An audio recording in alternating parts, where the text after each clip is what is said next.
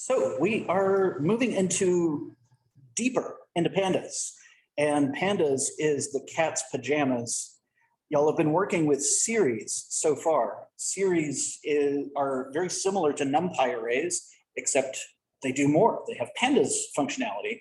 And you might notice that a lot of those same NumPy methods, min, max, standard deviation, mean, those all apply to pandas series as well, which is really wonderful because underneath the hood of pandas is actually written in NumPy and another Python. What I get to introduce y'all to today is this concept of a data frame. And what we're going to do today is the DataFrames lesson. And we're going to talk about what a data frame is, how to use them, how to make them, how to make a data frame get up and dance for you. And then tomorrow we're going to move into even further into data frames, and we will be talking to the SQL database tomorrow and turning our queries into data frames. It's going to be wonderful. So for today, we've got to start with the fundamentals. What in the heck is a data frame? Well, and why should you care? A data frame is a tabular, two-dimensional representation of data, rows and columns. And that is the bread and butter of structured data, rectangular data.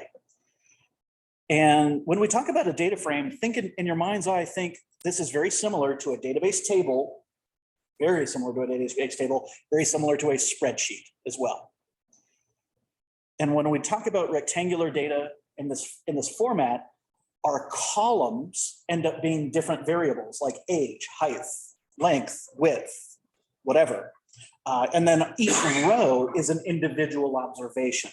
Each row is an individual observation, whatever our observation is defined as. If we have a data frame of students, then each individual student is a row in that data frame. If we're paying attention to entire classes at a time, then each individual class, like Innes will be a row, Jemison will be a row, Hopper will be a row. So we've got to have pandas involved here. So we're going to import pandas as PD. That's our custom. And this little chunk of code right here that we're going to build this example data frame with, let's start going through this. What I'm going to do is copy this code from the curriculum. And if you are not yet using the curriculum code for guidance, I encourage you to do so. So let me pull this bad boy up here.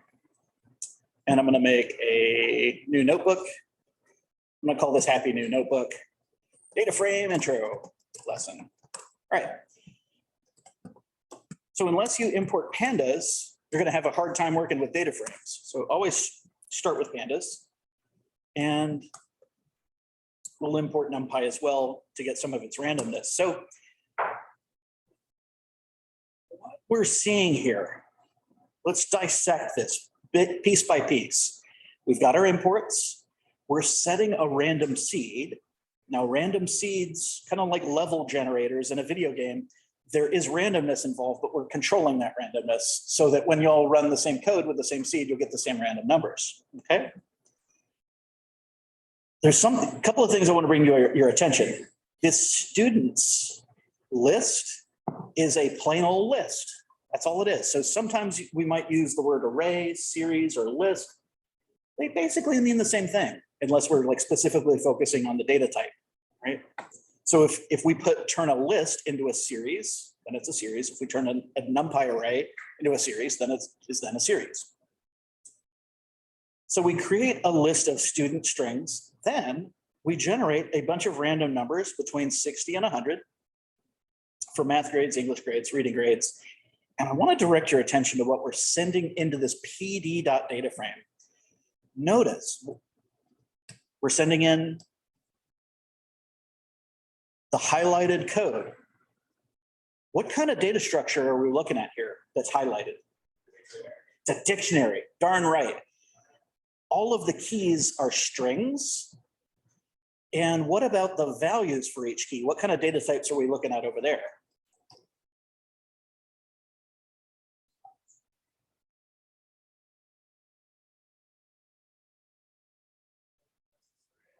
What's that? Yeah, the values, yeah. The values are on the right-hand side of the semicolon, yeah.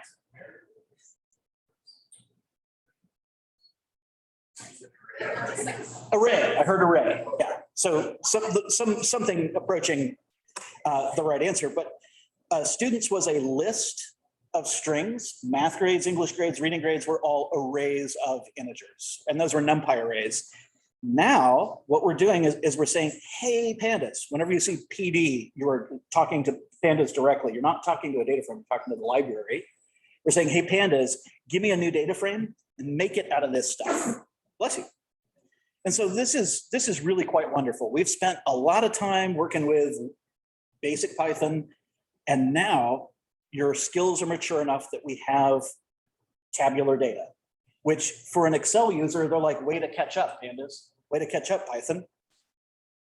But from our perspective, we're not limited to like 1 million rows or like 60,000 rows like a spreadsheet is, but this is basically a spreadsheet, right? So what we've got in this data frame, it is its own data type, right? It's a Pandas data type called a data frame. And this data frame constructor, if we were just to make a brand new data frame like pd.dataframe with nothing, what we get back is an empty data frame, right? So we can construct data frames out of dictionaries containing lists or lists of dictionaries. We're going to get into that. And now we have a couple of interesting pieces. A data frame is composed of series, right? Each series is a column. But the data frame itself is more than a list of series. The data frame itself has its own functionality on top. And we're going to get into what that functionality looks like, how to get certain columns from a data frame, how to get certain rows from a data frame, how to filter things down. You're often going to see, especially with real world data, the method .head. You may have seen .head on series. Head takes a peek at the first 5 records. You can control the head with an argument, but it defaults to 5. We could look at just the first 2 if we wanted, or just the first 1 argument if we wanted. And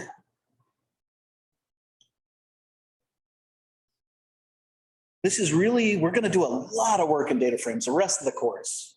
So make sure you really, if you have any questions on series or data frames, make sure you're asking those now, because it's not something we're just going to do once and then we're on to new stuff. Everything from here on out, except Tableau and spreadsheets, is data frame city.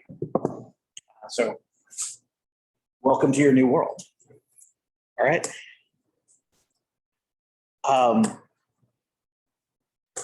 Once we have our data frame, the data frame itself has certain, it's composed of series. We can access those series directly with, like if we wanted to get all the names, we could do df.name, and that pulls out name as its own series. df.column name returns that specific series, right? So we could do df.math, and then we have math, df.english, and then we have the English series.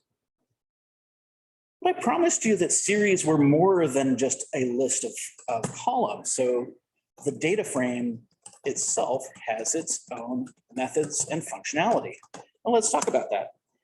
The first one that's pretty cool is df.info.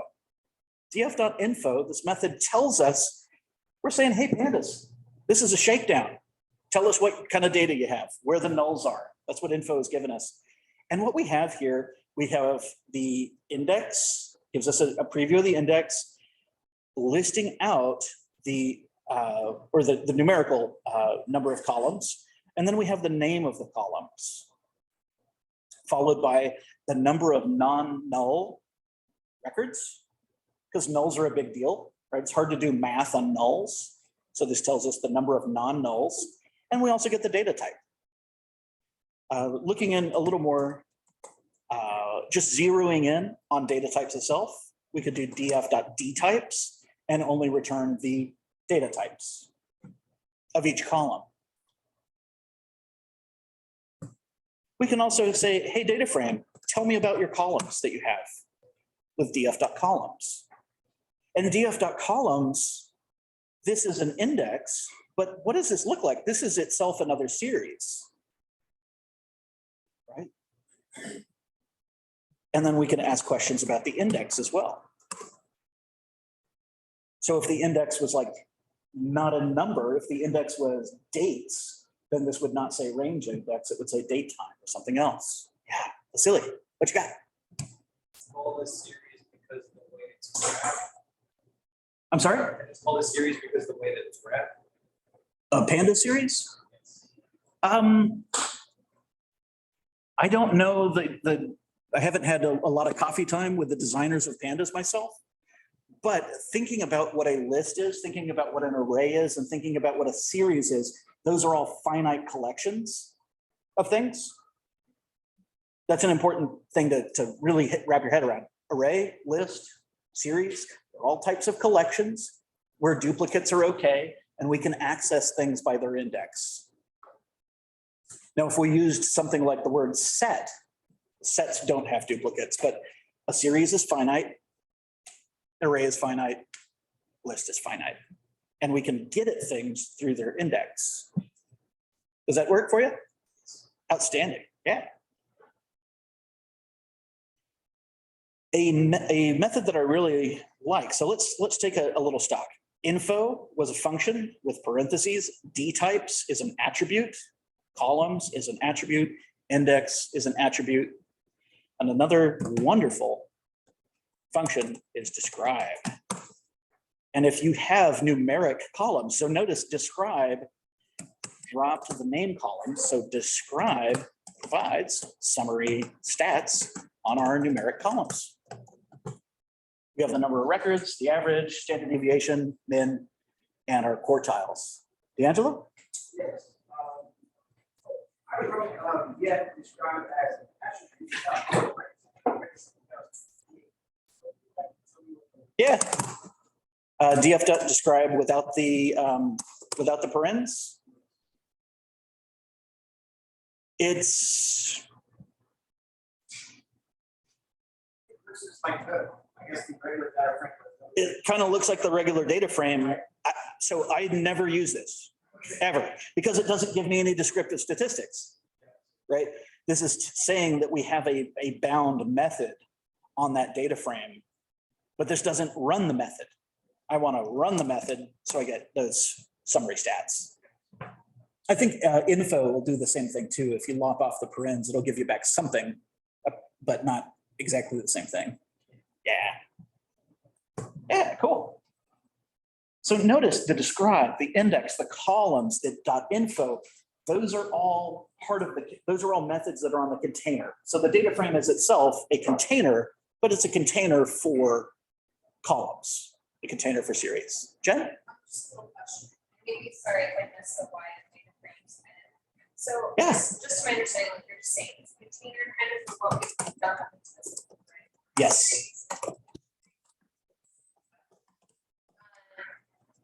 Is it also because of the function being more visual? Like you're saying, it's like more like a spreadsheet. Much more like a spreadsheet, yeah. So it's rectangular data consisting of our columns and rows. Data frames enjoy functionality above and beyond series. So data frames are a container for series. So that container itself has functionality, and then we can talk to all the series within that container. Or we could talk to individual rows of that. So we'll be able to do more to our data frames than we could ever a series. Oh yeah, oh yeah, absolutely, absolutely. Did you have something, Greg? That was one of my question is basically, I was going to say that I'm assuming you can access the series that you just said. Yeah, yeah. You can access the series. So you do all the stuff we've done leading up to this within a data frame. Correct, correct. So we're talking about our data frame itself here. And what we can do with this is much like a spreadsheet or a database, we could rename our columns or we could focus on specific columns. For example, df.columns gives us back name, math, English, and reading. But if we wanted these column names to be different, we could reassign them with a different list, or we could loop through this and change them. We could say for column in df columns,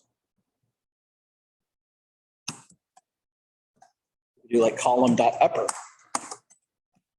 for column and columns. And then now we're shouting our column names, right?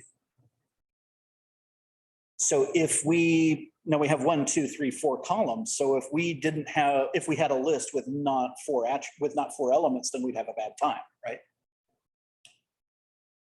We can also specify the index. Now I'm going to go off the beaten path just a little bit. I don't think this is in the lesson, but what if I don't have any meaning to the numbers here around the index?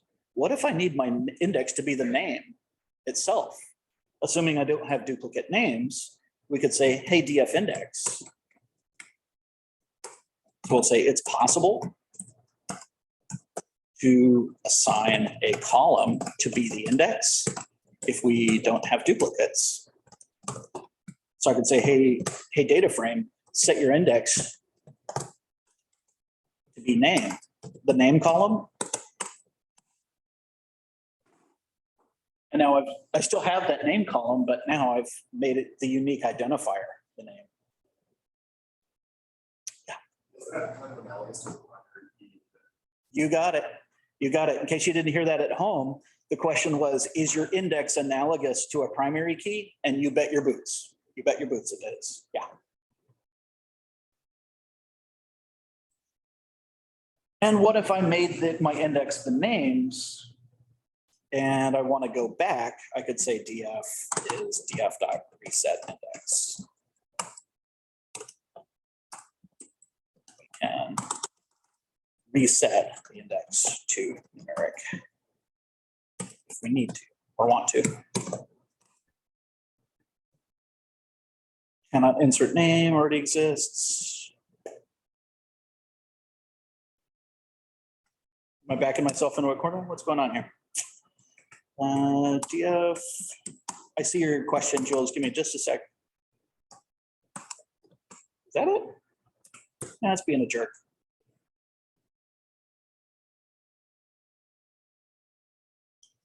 All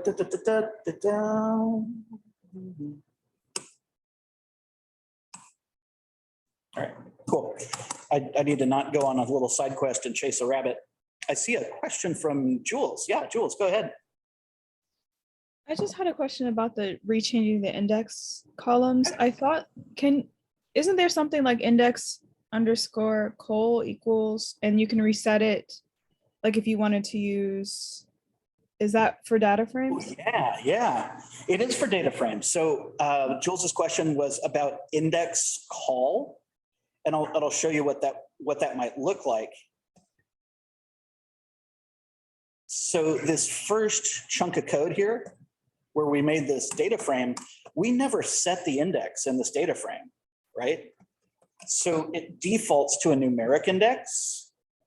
But what Jules is asking about is in the data frame constructor. When I say constructor, it's a special type of function that constructs an object of that type. So when we're constructing a data frame object, the name of the function is data frame. Hence, we're constructing a data frame.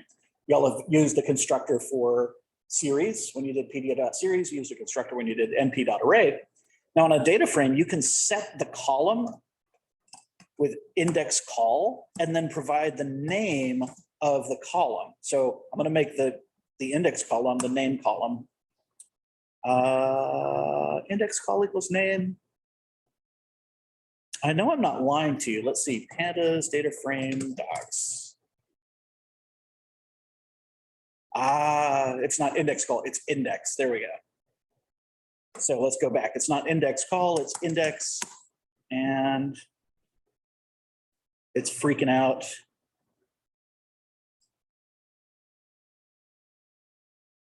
Why is it freaking out?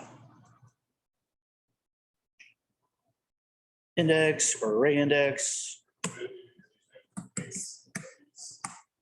Now, because I'm building a new data frame here.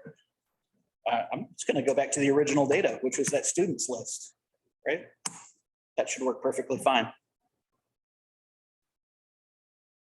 So yeah, to answer your question, Jules, we can set the index in the constructor, and the specific argument of index underscore call, we'll see that when we're reading in CSVs or when we're writing CSVs.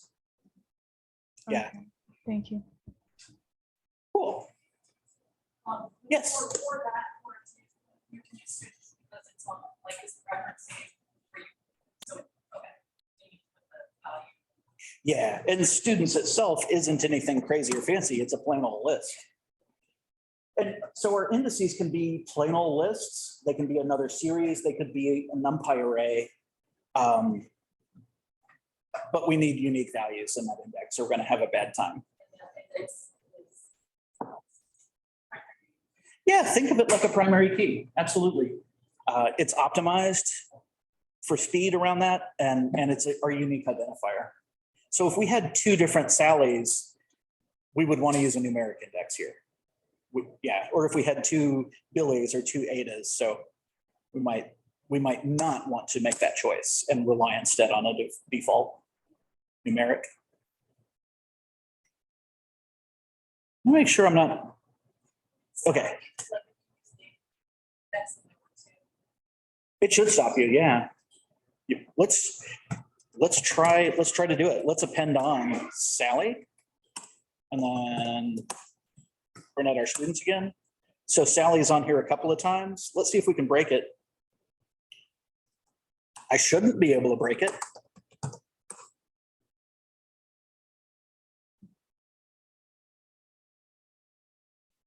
We get a shape mismatch error. Well, that's the first issue.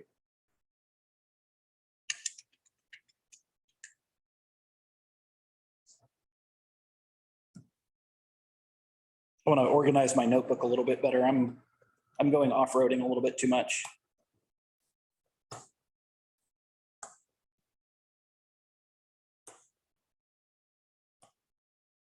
Cool. So let's see if we can break it. Let's add another two Sallys. It shouldn't have let us. Let's see what's going on. Oh, that's because they're not the index. They're just records, right? So if we said the index of this data frame is the list of students. Oh, I'm kind of shocked by that. Okay, cool. I'm full of lies. Cool. Talk to admissions, get your money back. We don't want to make a life out of this, out of duplicate indices. That's definitely a problem. Yeah. Cool. Most of the time, if you're creating the data frame yourself, you may need to set your index based on something like a date time or other values. We do want unique values, or we are going to have problems. Absolutely going to have problems. Let's see, subsetting. Perfect. Okay. So in SQL, we never changed the index in a database table. We always said, SQL, you're in charge of your index, because SQL is better at doing that than we are. But sometimes, now that we're in data frame land, we may need to specify another column as an index. It's a little premature for the first 10 minutes of data frame. So let's talk about some other fundamental pieces. So let's see how to access a specific column. Accessing a specific column, there's two ways of doing this. We could say df dot column name or df bracket quote column name. These both work, and I'll show you what I mean by that. If I were to do df dot math dot head, I look at just the math column. df quote math dot head, again, I look at just the math column. Which one of these you use is totally up to you. However, under one case, making a new column from scratch, we'll need to use the bracket quote column name syntax. So here's what I mean. If I wanted to say all of these students are in a specific cohort, we could say they're in Jamison. So the cohort column did not exist. By using this bracket quote syntax, and boy, doesn't that look awfully similar to a dictionary syntax, right? The bracket quote. So if I try to say df dot location or campus or something like that, that doesn't exist. So since something doesn't exist, I can't specify it.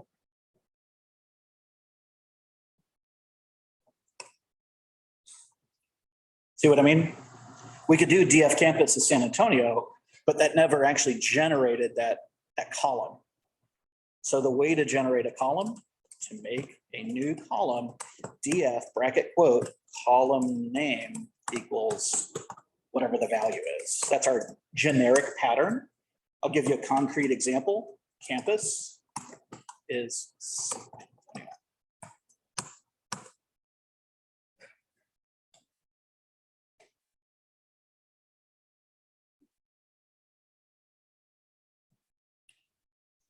now we can start making, we can access specific columns and answer questions about those specific columns. So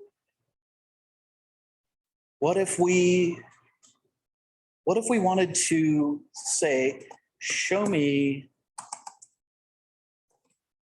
students who are making A's in math? Well, do y'all remember that syntax with the brackets for the array of Booleans? Well, we can do df math is greater than or equal to 90. That gives us an array of Booleans, right? So df.math greater than or equal to 90 returns, what kind of data type is this? A what? A Boolean mask is an English term, yeah? It's a series of Booleans. So a series of Booleans. And if I use the word array of Booleans, series arrays, they're conceptually the same thing. They're finite, they tolerate duplicates. But here's the keys to the castle. And when I say your Boolean arrays are the keys to the castle, I really mean it. If you neglect to get your head around this array of Boolean stuff, Pandas is going to make 0 sense to you. So once you have your array of Booleans, your array or your series of Booleans, you have the keys to the castle.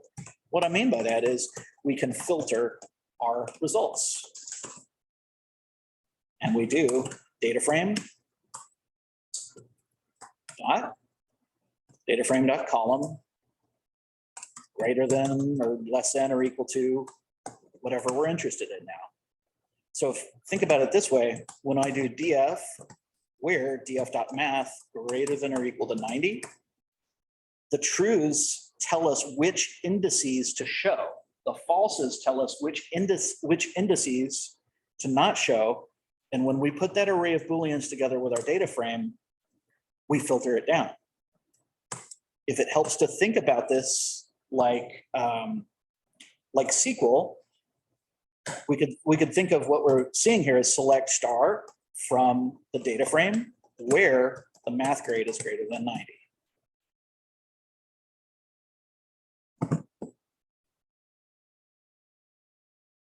I see a question from Arsene, and then I see also Bert, but Arsene beat you to the punch. Go ahead. So what you mean here is that if we don't start by displaying the series of Boolean, we won't be able to filter it. Is that correct? What I mean is, unless you have a concept that the array of Booleans goes in the brackets, Pandas is going to do you no good. I ran that comparison to give us a true or false earlier. But what matters to filtering the data frame is putting that in the square brackets. So Oh, I the get it. variable or expression that produces the array of Booleans goes in the brackets to filter our results. Got it. Thanks. Yeah. Yeah. Bert, go ahead. So the question I have was, so you define this as like A students. And you choose to make a new column for honor students, where all A students fall under. Is it possible, like you show us how to do that? Is it possible to do that for the system? Oh, yeah. So like, would you consider, you're using the term honor students, would that be like, they're an A in everything? Anyone that has an A in that is an honor student, basically. Oh, yeah. Yeah, we could do that. So where it only categorizes them, but everyone else is basically no. Well, not so much null, but we could say this filtering is returning a copy of the data frame, but it's only returning a subset of the data frame, not everybody. We're missing Sally and Ada and Sally, Jesse, Raphael. Like we're missing a bunch of stuff from here, right? So what if we need to store math grades greater than or equal to 90 as its own column? Is that what you're saying in so many words? Cool. What I'm going to do is let's build a new column, and we'll call this is math honors, something like that. So we'll say DF math honors is, now check this out. When I say df.math greater than or equal to 90, that gives me back an array of Booleans, right? And once I have that array of Booleans, instead of just filtering that entire data frame, I can make a new column for math honors. And then we could do the same thing for English and reading, and we could say all honors, right? So we could expand this out quite a bit. So we could say math honors, we could say English honors is the English grade. And now we're getting trues and falses everywhere. I'm here to tell you folks, trues and falses are a pretty big deal to programming. And now, instead of only relying on the numbers, we can now ask questions about these three Booleans.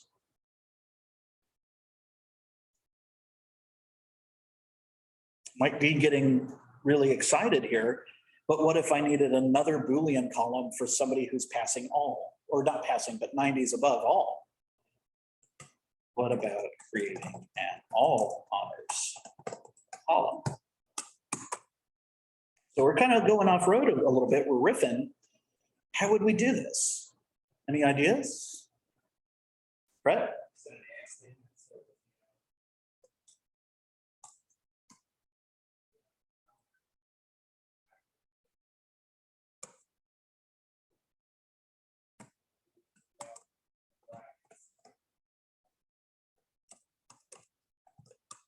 Yeah, square bracket syntax is the way to make a new column.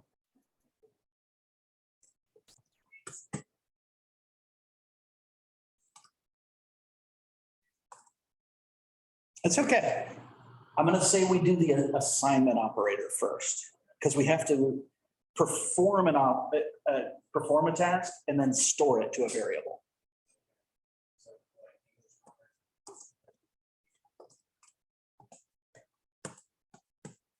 And in fact, since these are already trues and falses, I don't need to compare to true.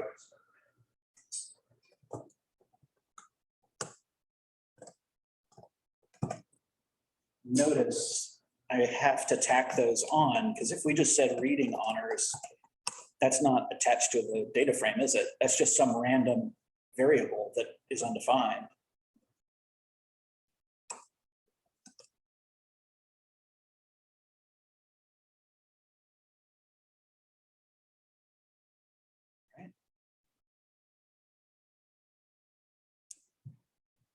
Pretty good stuff. So now we can, yes, David. You're trying to get where they had, say, 90 and all, but you still put the, where you the only person who has. Yeah. Another way to produce our all honors column. We could do the comparison here, here, and here. So this would look a little bit different. And I want to show that to you. So I dig in the curiosity here. Now, in this case, I have to have parentheses around each expression like this.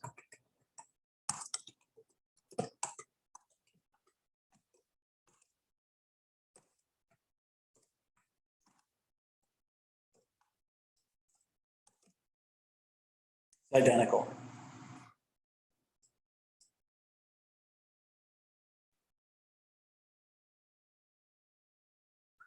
Why is this identical? Well, this is identical because the column for English honors was the operation DF English greater than or equal to 90. The operation behind every variable is some value, right? Otherwise you get an undefined variable problem. Math honors, the expression that produced that is right here. Now, these parentheses are critical if we have comparison, because if we don't have our parentheses around each Boolean expression, oops.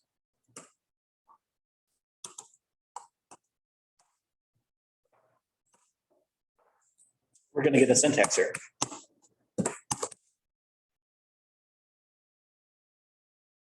Because order of operations, we've got to enforce that order of operations here.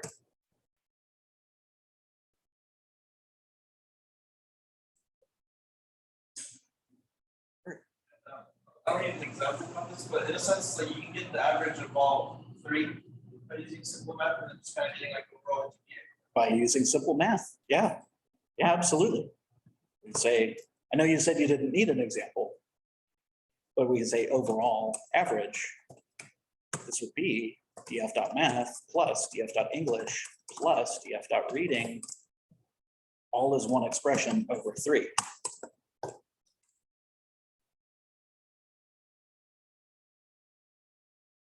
It's a lot better than writing a bunch of for loops, right?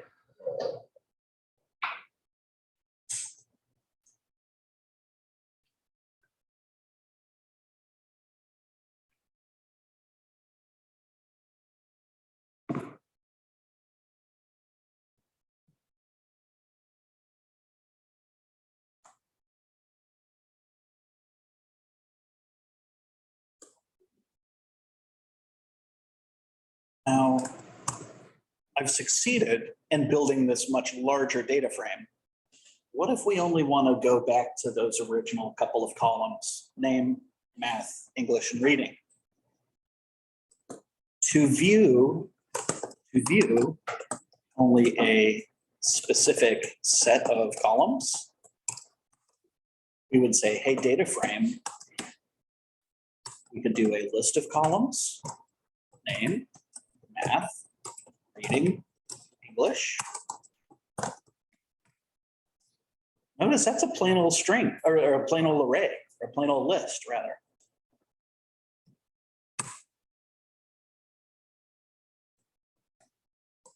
An identical result, double brackets, produce the same result as above without a variable.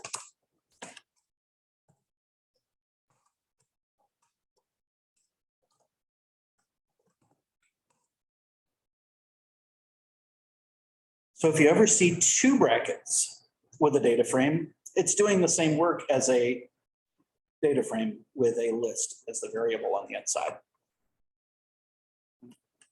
Because there's always got to be 10 ways of doing things.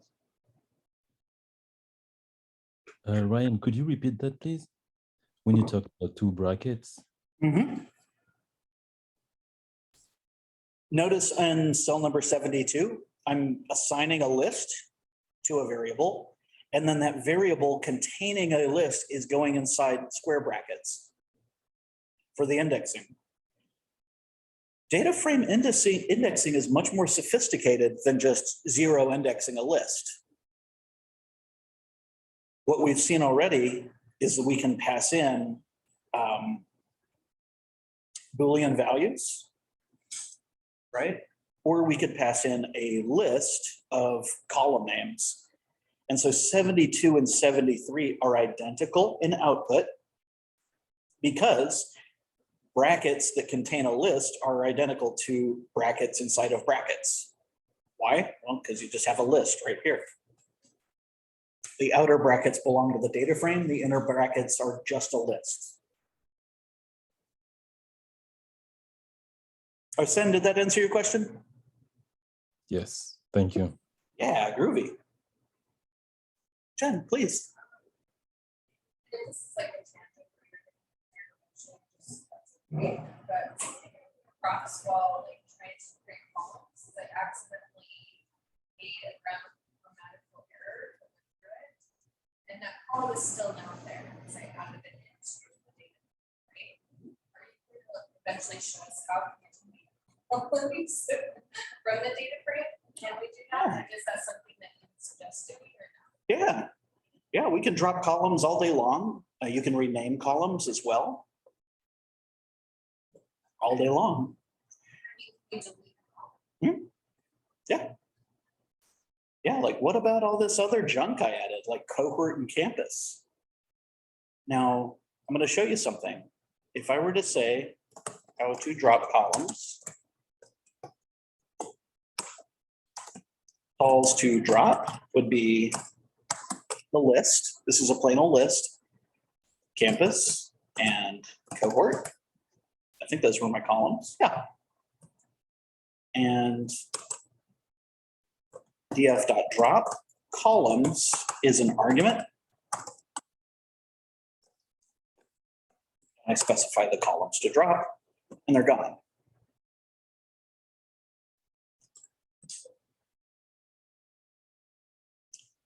Now, here's something you might need to be really tuned in to follow up on your question, Jen.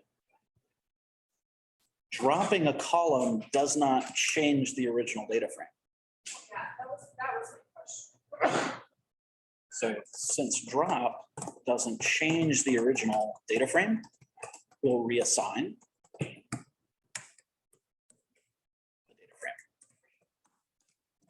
And now they're going to be like gone.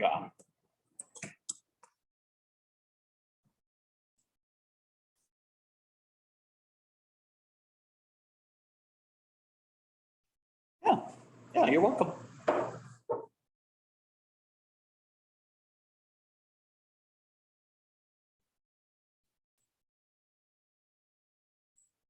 Check in, make sure I'm not doing anything too wild and out of order here.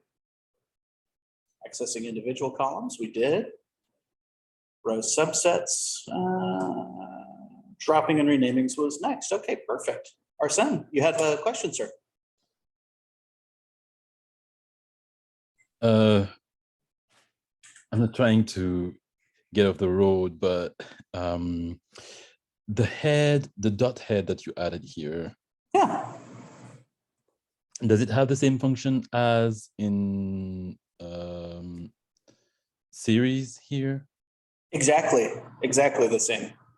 Yeah, there's a couple of other methods. We could use tail to look at the last 5 records of a data frame. So head gives you a peek at the top, tail peaks at the bottom or the end of the data frame. And then sample samples the data frame randomly. And we can control in the argument. So sample gives us 1 back by default. but I can say, give me back 5. Notice the indices are randomized. Here, this is just the use case for sample is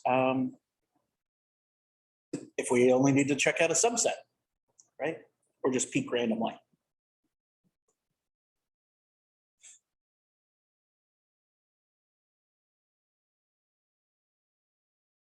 The thing that I really, really, really want to drive home is if you have, let me know if I'm beating a dead horse on this one, but if you have a series or an array of Booleans, you can filter your results.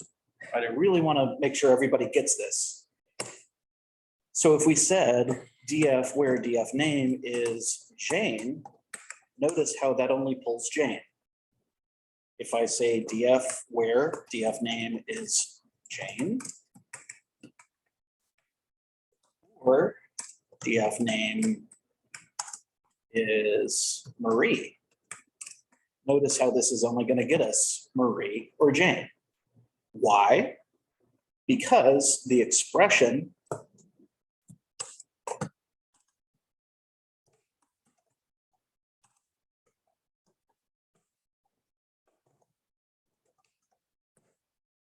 gives us back an array of Booleans. The array of Booleans goes in the square brackets to filter your results. Yeah, Bert. This one, I thought the or statement was one or the other. This, the way that, so, okay, let's talk about English versus programming. If you ask me if I'm good with pizza or pasta, a programmer will say yes. You get me? It's a non-inclusive. I believe a lot, if we were in a logic class, they would call that a disjunctive syllogism, which is a fancy way of saying ors expand your possibilities, ands limit your possibilities. So let's talk about this a little bit.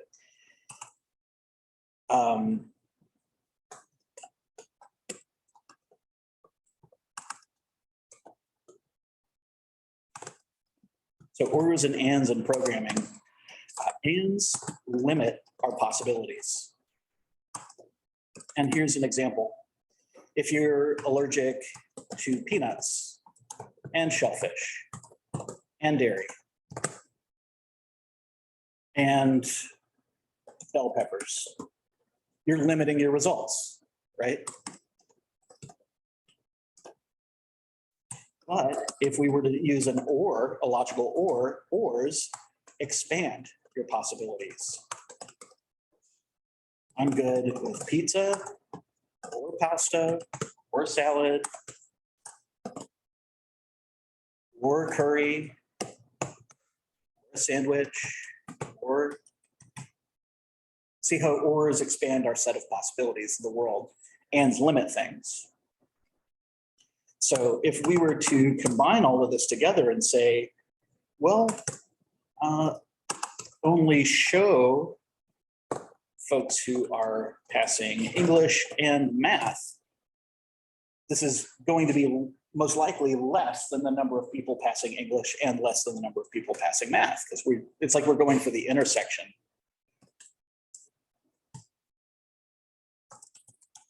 Actually, time to put y'all in the hot seat. How would I write this? Somebody walk me through this. How would I write the Pandas code to only show me folks who are passing both English and math? Rudy, what? Start off with the data frame.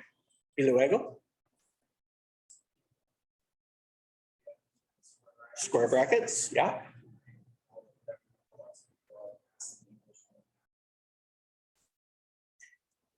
In the parentheses, you mean?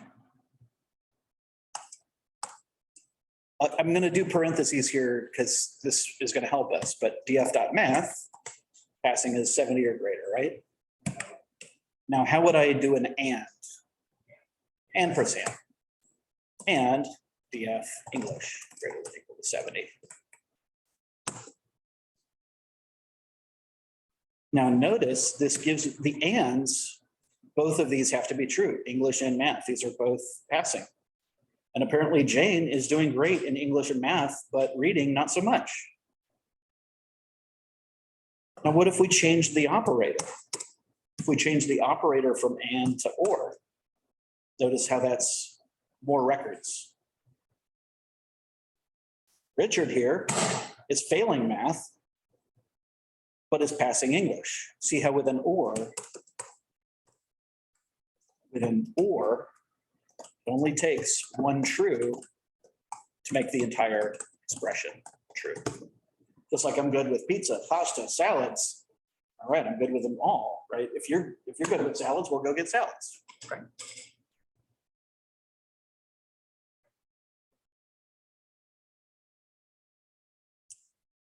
We can have lots and lots of ways of producing arrays of Booleans, can't we?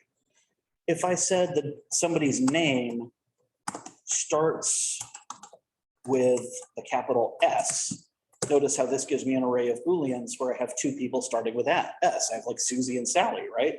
So we could say df where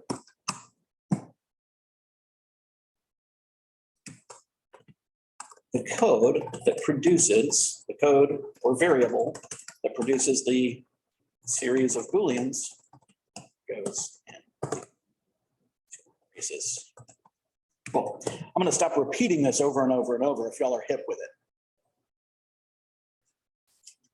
Yeah, Bert. So is there a way to bridge pandas into SQL?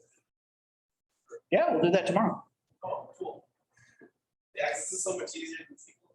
Yeah, I mean, think about this like select star from DataFrame where the name starts with S. If you think in SQL.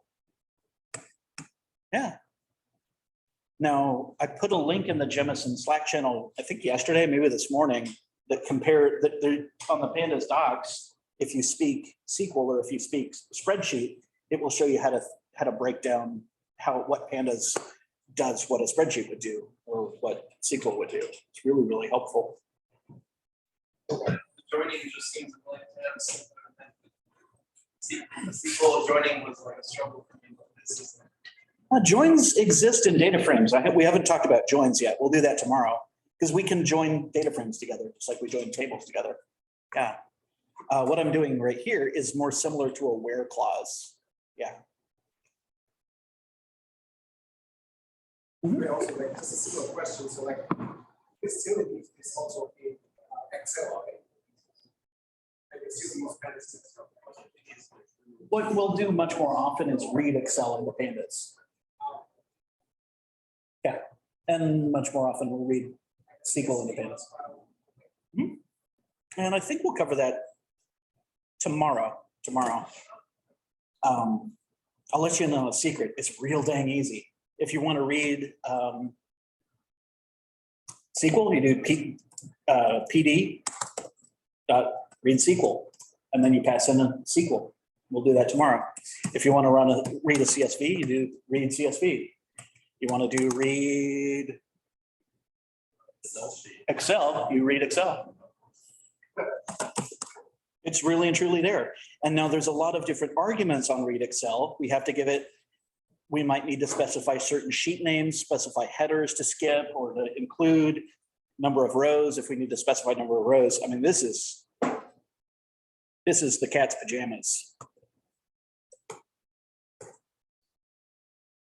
All right. I've covered a whole bunch of stuff. I've covered data frame attributes, subsetting, accessing individual columns, accessing multiple columns, creating new columns. We've done. There's a couple more bits because we're about at an hour here. Yeah. Okay, wonderful. We're making great progress. Now, I don't want to get too far ahead of myself and get into tomorrow's material. So I won't. We have two more things. Hey. Tomorrow's going to be a lot of, we're going to break up tomorrow into 3 chunks, kind of like how we broke up series into 3 chunks. Today, we're going to do this one intro lesson, and then you'll have a bunch of exercises to work on, probably the rest of the day.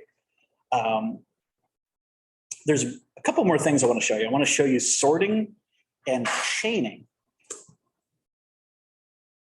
So sorting a data frame, you guessed it, it's df.sort. Now what we need to sort, we could sort by a specific column, or we could sort by multiple columns. Here's what I mean by that. If I want to sort by the English grades, sort by English, I'm lying to you. Sort values, there we go. Sort values by English. And notice we get the lowest grade first. So there's an argument under the hood, so defaults to ascending order by default. So I'm going to do head so we don't have to see everything. But we could also specify df.sort values by English ascending equals false. And then we get the high English grades first. And tacking onto this, we can sort by multiple columns. Like what if two people have a 90, like a 99 and something? If we wanted to sort by multiple columns, we provide a list in order. So we can do a df.sort values by a list, English, math. And it sorts by English first and then math. And so look at this, we have Albert and Alan both have a pretty unfortunate English grade, but because they're duplicated, how weird is that their math grade is the same, right? If we tacked on reading onto this, we get English, then math, and then reading in ascending order. So Alan first. Now this sorting is not altering the original data frame. It's giving us back a copy. Almost all the time, our operations give us back a copy. So what we need to do if we need to rewrite things or reassign things is simply reassign those things. Okay, and notice our this messed with our index here, right? Sometimes you want to keep your index. Sometimes it doesn't matter if the index goes away. It just depends. We can reset this index numerically if we wanted to keep it, or we could set something else to be the index if we needed it to be. Let's see. I think I've got one more piece. Chaining. I've been doing kind of a bit of chaining already. So let's introduce chaining. You've seen chaining before.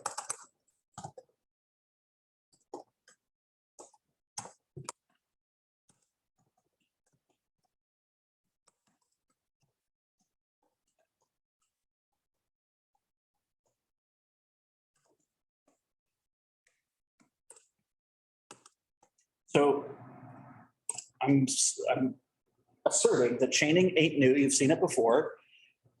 Think of string method chaining. So string method chaining.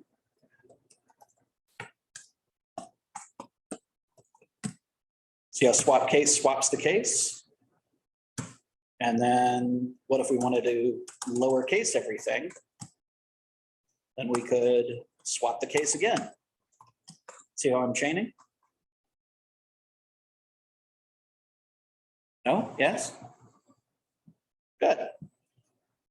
We can also chain methods on a data frame. So if a method gives you back or returns a data frame, you can attach, you don't have to, but you can attach another method, another data frame method onto that. So easiest example, when I did df.sort values, I said sort values, let's do by all honors this time. Notice how this gives me back a data frame. Well, what if I wanted to sort values again? This is since sort values can go onto a data frame, it can go onto a sort values because sort values gives you back a data frame. And then we can sort by the name column. We can sort like some other examples like .head. .head gives us back a data frame. What can you tack onto a data frame? Other data frame methods. It's another data frame method. We could even say .head 5.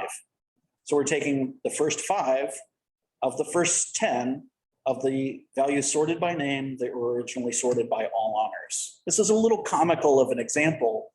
This isn't terribly practical, but you have the ability to chain methods. As long as a method gives you back a data frame, you can tack on another data frame method. Where do you use this on the job? On the job. Yeah, Mindy. Like when, what order, just like if the banana one, it's goes left to right.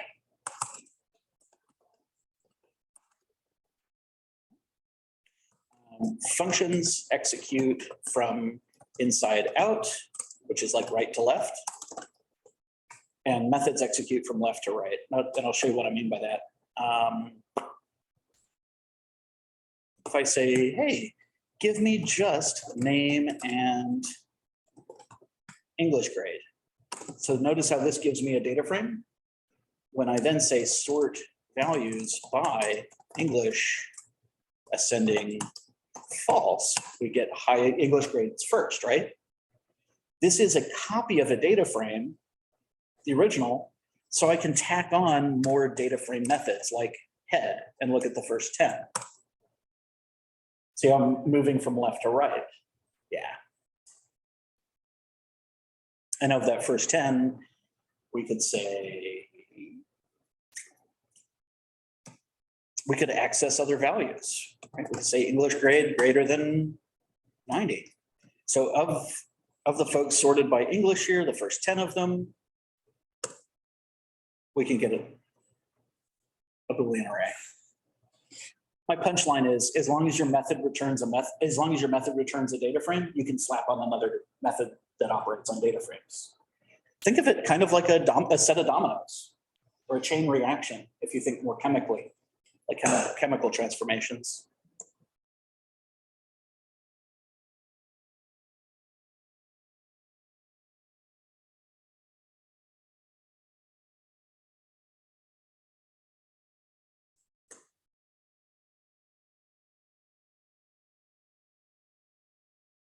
Good.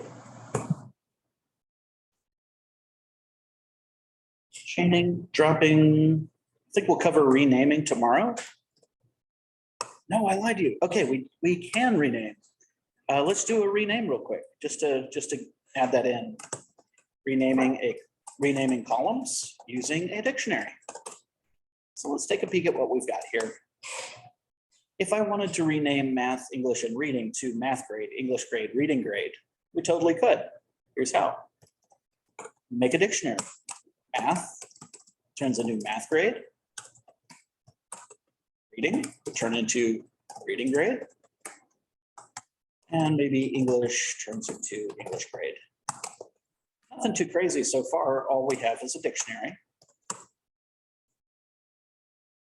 But where we can use this dictionary is df.rename.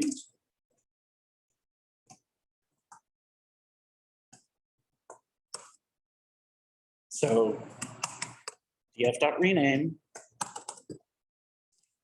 this may be a little misleading, calls to rename.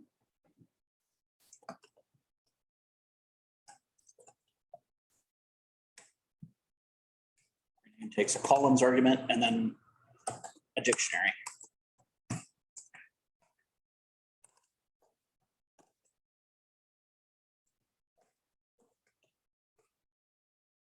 Notice my original data frame is unchanged.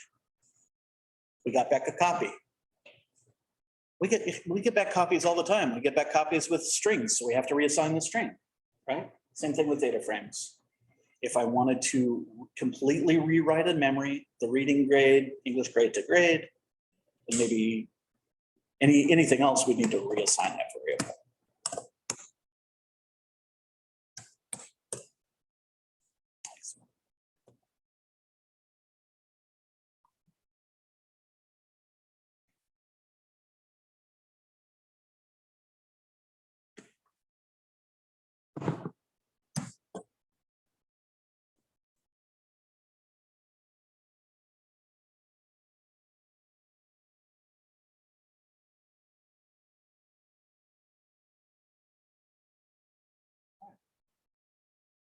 We're not getting into every single piece of functionality with DataFrames just yet, but we're growing our capabilities from only series to DataFrames, which are containers of series.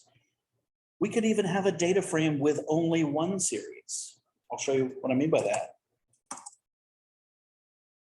If we were to say make a pd.dataframe out of, let's say just the name.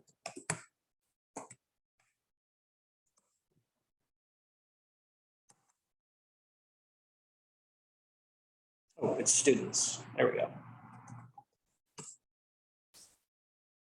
See how that kind of looks like a series, but it's actually a data frame. So we have all of those data frame pieces of functionality, not just the series functionality. Okay.